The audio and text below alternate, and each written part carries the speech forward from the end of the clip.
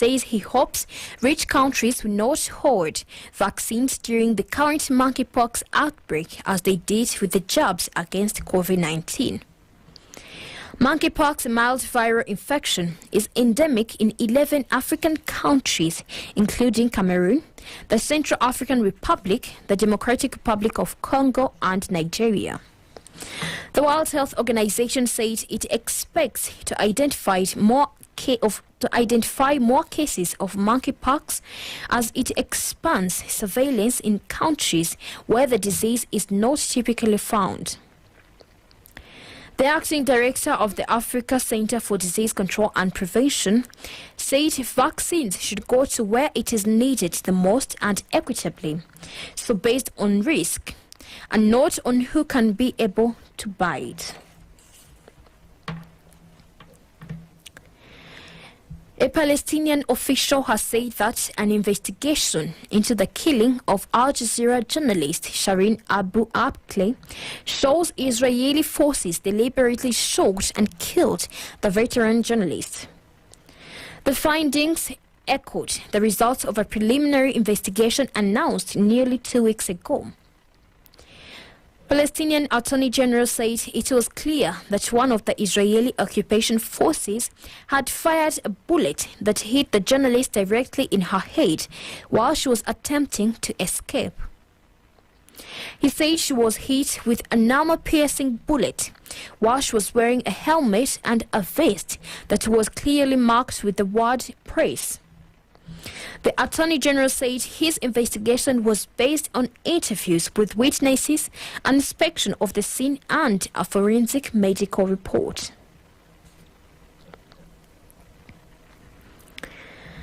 The United Nations Special Envoy on Human Rights in Afghanistan has expressed concern about the deteriorating situation in the country as the governing Taliban imposes new restrictions on women and attacks against religious minorities mount. Richard Bennett said Afghanistan's de facto authorities, referring to the Taliban, have failed to acknowledge the magnitude and gravity of abuses being committed, many of them in their name, and the responsibility to address those abuses and protect the entire population. He urged the countries to acknowledge human rights challenges that they are facing and to close the gap between their words and the deeds. 11 newborn babies died in a hospital in Senegal after a blaze broke out in the neonatal unit. According to the health minister, the tragedy was caused by a short circuit. The maternity unit was equipped to take care of 13 babies. The mayor of the province said 3 babies were saved. This accident comes after several other incidents at public health facilities shook the Senegalese public opinion. Following the death of 4 babies in a fire at a public hospital last year, organizations called for an inspection and upgrade for neonatology services in hospitals across Senegal.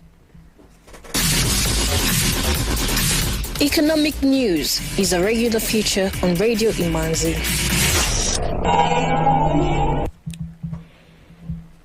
A report by the African Development Bank has projected that Rwanda's economy is to drop to 6.9% in 2022 from the 10.9% growth registered in 2021, mainly driven by global impacts of Russia-Ukraine war in a time when economies are recovering from the pandemic. In 2020, Rwanda's economy slumped by 3.4%, representing the first economic slump since 1994. The factors for such economic slump were measures to control COVID-19 that sharply reduced economic activities in 2020. According to the report, Rwanda maintained its position as one of the top-performing economies in the region by registering 10.9% growth in 2021 as economic activities resumed and interventions were put in place.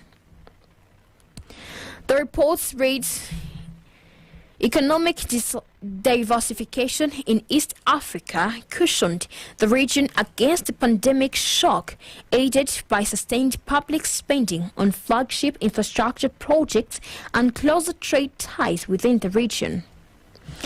Africa's growth projections are highly uncertain, largely reflecting the evolution of COVID-19 sovereign debt vulnerabilities and high debt levels in many African countries, which limits the capacity of countries to boost spending and financing after recovery.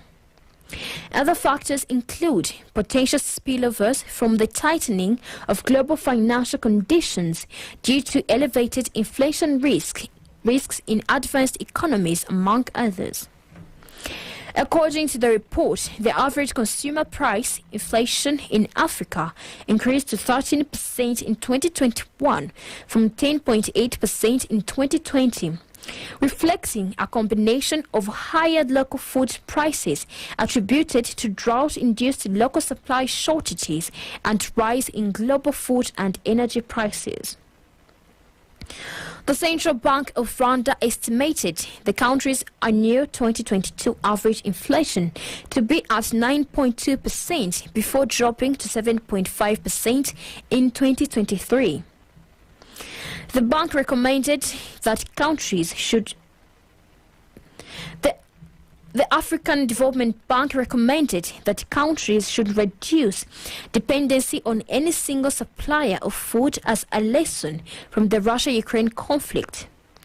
The long-run policy response to economic diversification should include intra-Africa trade to build food self-sufficiency. Now the Rwanda Stock Exchange Market Report.